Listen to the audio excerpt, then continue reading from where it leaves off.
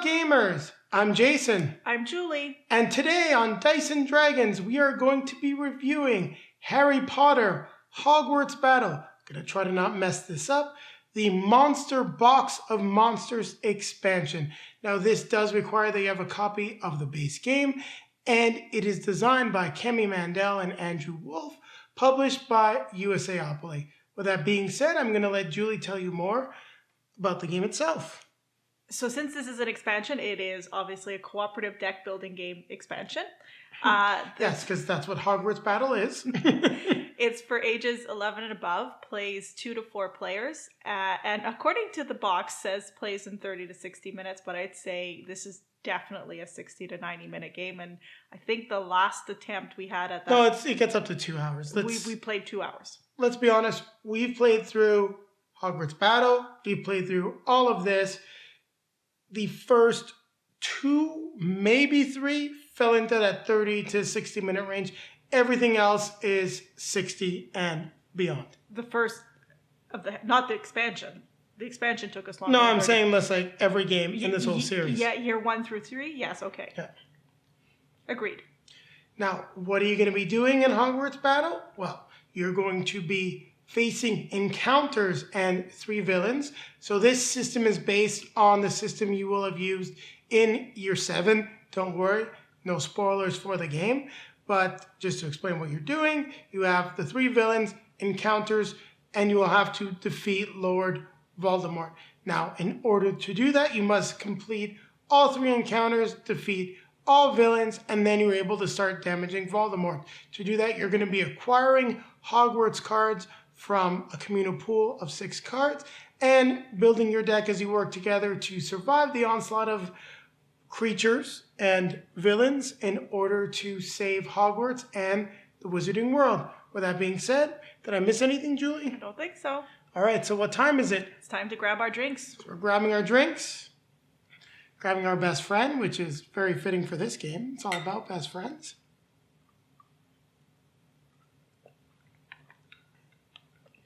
And we're going to take it to the table. We're going to take it to the table. Now, are you going to play the new hero? Are you going to be Luna? No, I think I'm going to stick with Hermione. I'm going to stick with Hermione. She's just your favorite, huh? Is it because of the similar hair color? No. I just think she's actually probably more powerful than Harry. But that's just me. Then be fighting words. Now we're going to take a look at the components in Harry Potter Hogwarts Battle, the Monster Box of Monsters.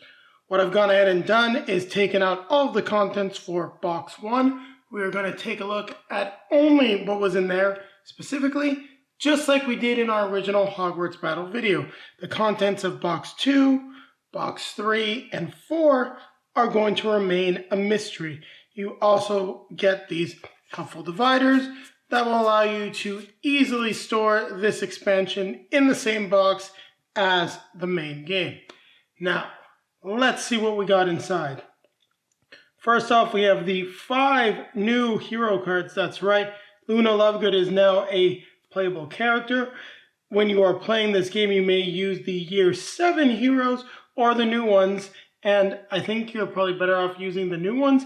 They all have different special abilities than the ones in the year 7 box.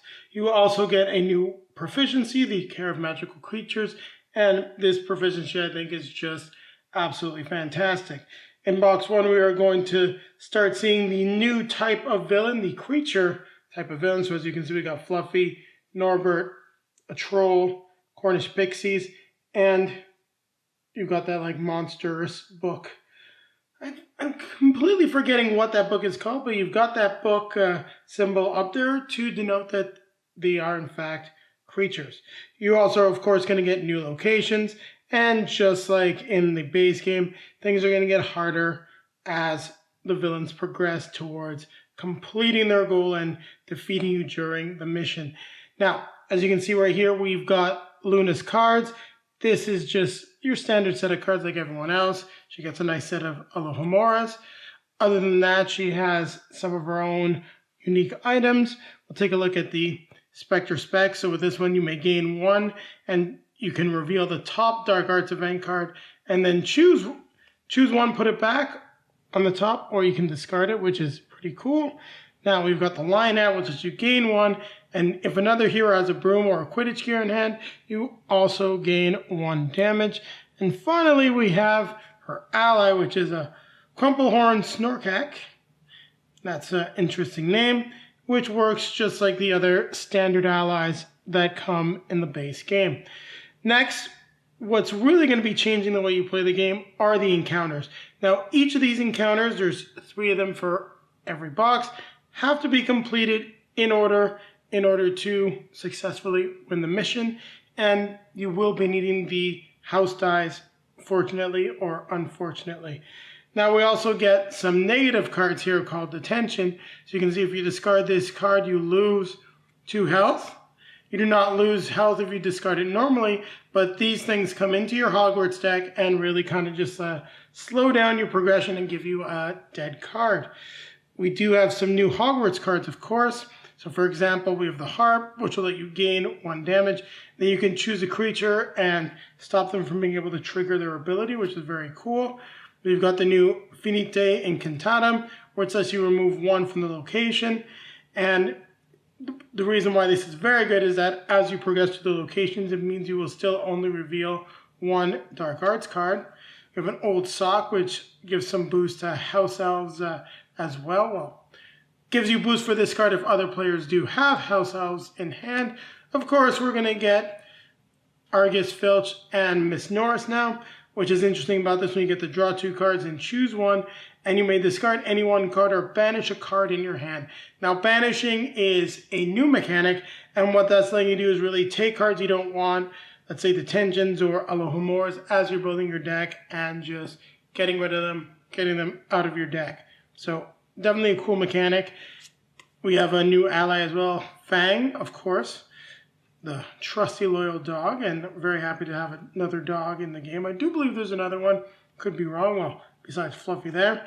And then lastly, there is the, I'm probably going to mispronounce it, Tergeo spell, which lets you gain 1, and this also lets you banish a card in your hand. If you banish an item, such as a Detention, you do get to draw a card. So, pretty cool stuff. And then we'll just quickly look at the Dark Arts cards.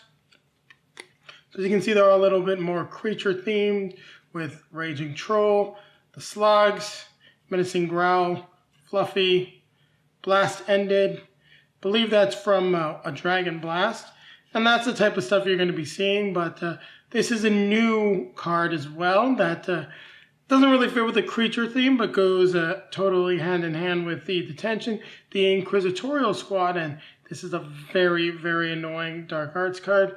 If you can use those spectacles to discard it, always very useful.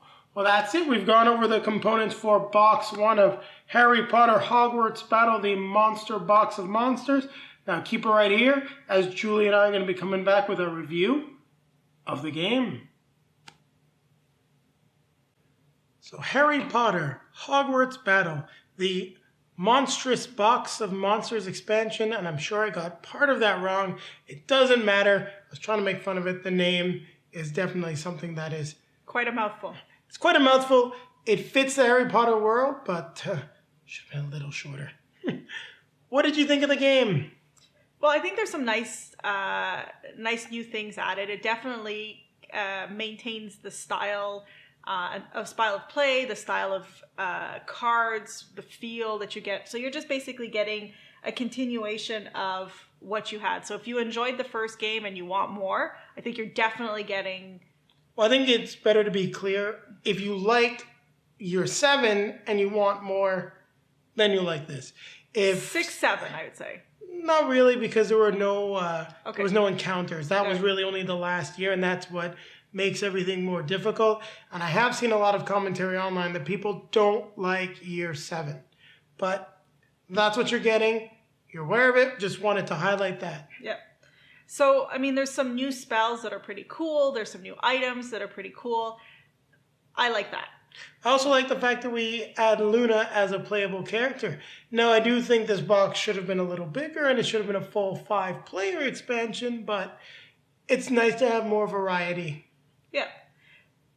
So, I mean, there's not a lot to say. I enjoyed as a whole, this game to begin with. We started playing Hogwarts Battle with the Cyberbard, and you were like, I forgot how much I like this game. Why don't we review the expansion next? Yes. So that's what we did. Now, I like it. I enjoy it. It's everything. And I should have been wearing my Harry Potter shirt. I just realized. I was thinking about that too, but I took a quick look. They're somewhere. Yeah. Probably folded in a basket somewhere. Anyways, that being said, the things I love about it, there's also the things that I didn't like about year 7 that don't get corrected here. So that being the game, just sorry to jump in there, I wanted to say I agree with you, and the amount of new content exacerbates the problems with year 7. It doesn't fix it, it makes it worse. Yeah, so I was going to say, basically you get a pile of cards that's not a joke, probably as high or maybe just a little lower. We've sleeved them so they're a little higher, but you're talking about... there's a lot of cards. Double the cards you'd have in Legendary, or more, easily. So the issue is there's great new cards, and the cards work, but there's not enough culling of the old cards, I would say. I still think we should have some of the older cards, the less expensive cards, and have those in there. But I find that it's really hard, to get those new cards, or there's just too many cards. So we've faced it. I just want to finish on that point. We've said it before, and we faced it again this time. Depending on the encounter that you're having and the cards that you're pulling in the marketplace, it can very quickly go bad. Or one of the big disadvantages I find about this game, it might just never go well. And then you're in it, and you're basically playing a delaying action and trying to stay in the game for an hour, and then all of a sudden at 1:15 you lose. You finally just can't manage the game anymore, which is really annoying because I'd much rather know that I'm going to lose half an hour in, or have this is the move, we're going to win or lose later on in the game. But I feel like when you're not going to win, you kind of have an idea of that early on, and it doesn't necessarily get better. But it's never quite clear if you're going to lose. Yeah, there are sometimes, I would say it's been close, but we managed to pull it off. There are other times we knew that it was going to be possible. We just had to survive long enough for it to be possible. Which is the first two scenarios. Even though we made some rule mistakes, we had everything dead, we had everything going our way. It would have just been waiting for the right scenario. But also the way it's set up that you can only put 1 gold on something at a time, on a creature or on a villain at a time. With Voldemort at the end there, that means it takes you at least 7 turns minimum to be able to get him. Yeah. So if he doesn't pull cards, or there aren't things that help him regenerate. That in a way is a little frustrating. But that being said, for me, despite that, yes, I wish there was a way. There was a way to have less of the cards. I'd like to have better access. Like to be able to have played with more of these games, more of the cards that came in the expansion. There's some of them we've never played with, and we played 6 full games of this. Yeah. So that was my biggest disappointment. That being said, I still enjoyed it, and I'd still, I wouldn't pull it back out tonight. But I want to play it again.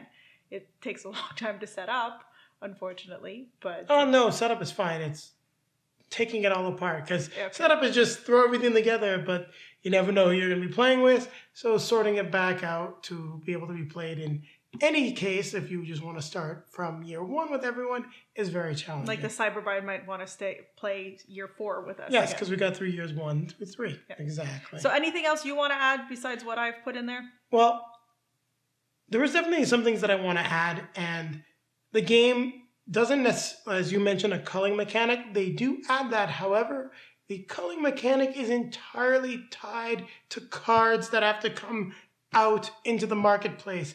That is just, in my opinion, as people have said, culling cards is a big issue in the game. That's just stupid. The mechanic should have been added in a different fashion. Having cards that can do it as well, great. You don't really love Legendary Big Trouble in Little China. It's not your favorite. But one of the things you like the most about it is its aggressive card culling mechanic, because you get to make really cool, fun, powerful decks. Yeah, also one of the things that gets added in here is detention. And I find that there are a lot of cards that force you to take detention. And then, as Jason just pointed out, very few cards that allow you to cull cards. So unless they all come out. If they all come out early on, you can get 5 or 6 and you can be culling and you can have a really slim, nice, awesome deck. But it's all random. So what I wanted to say is the randomness factor in this game, excuse me, is high. And this expansion raises it because in order to beat the encounters, you need to roll the Hogwarts die. No way about it. You have to, or the monster die. Now the monster die is a lot more variety, meaning it's even harder to roll what you need to roll. And there is no guarantee that you're ever going to see one of the cards that's going to let you roll a die. And to me, that is just a gigantic problem that I can't stress enough. Recommendations: if you're struggling with the game, games are supposed to be fun. Stack the deck, not put all the cards you need at the top, but take a look at the cards. Maybe the game 4 and game 5 are the ones with the Hogwarts cards.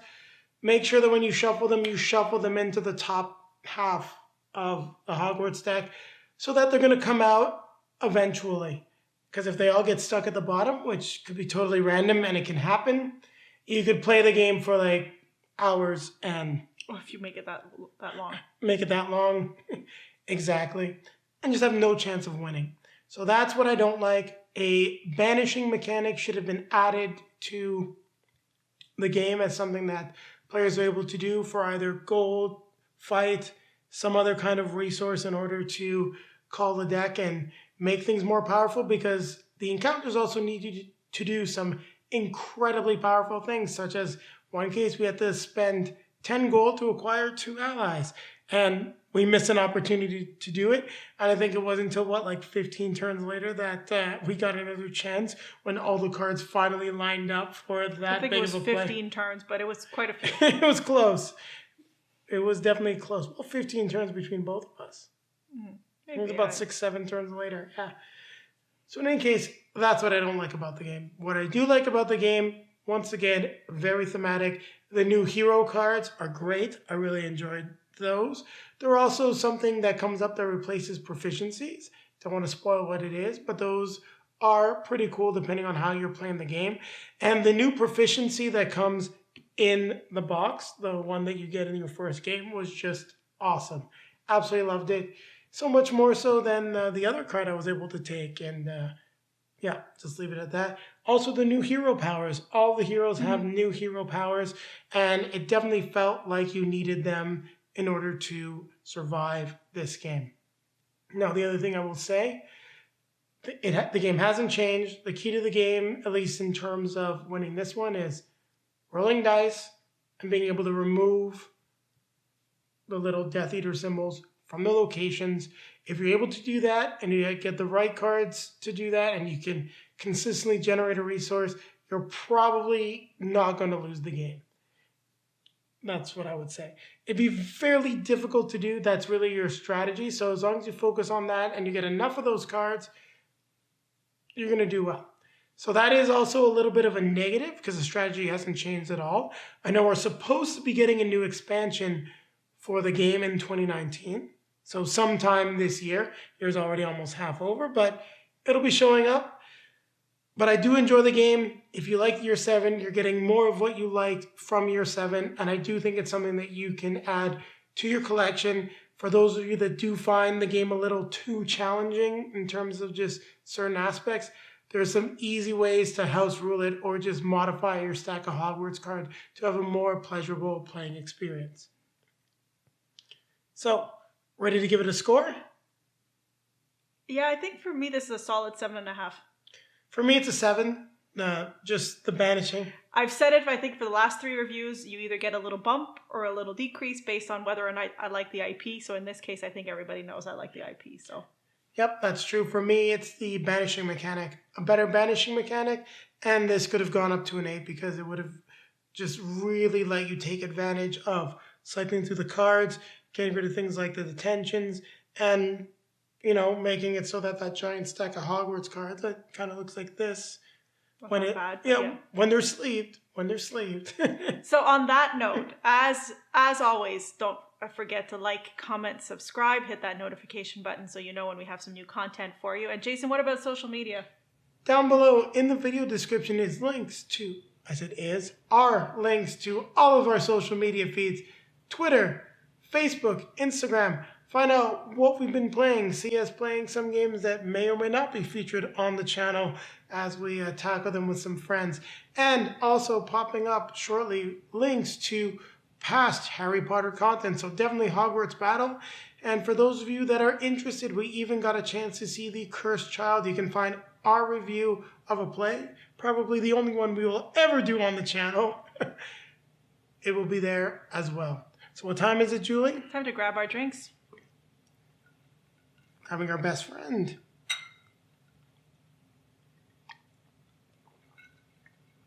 We gotta keep playing games. We're gonna keep playing games. Sounds like we're gonna keep playing Hogwarts Battle, especially with another expansion on the way. Did you see my ears perk up when you said that?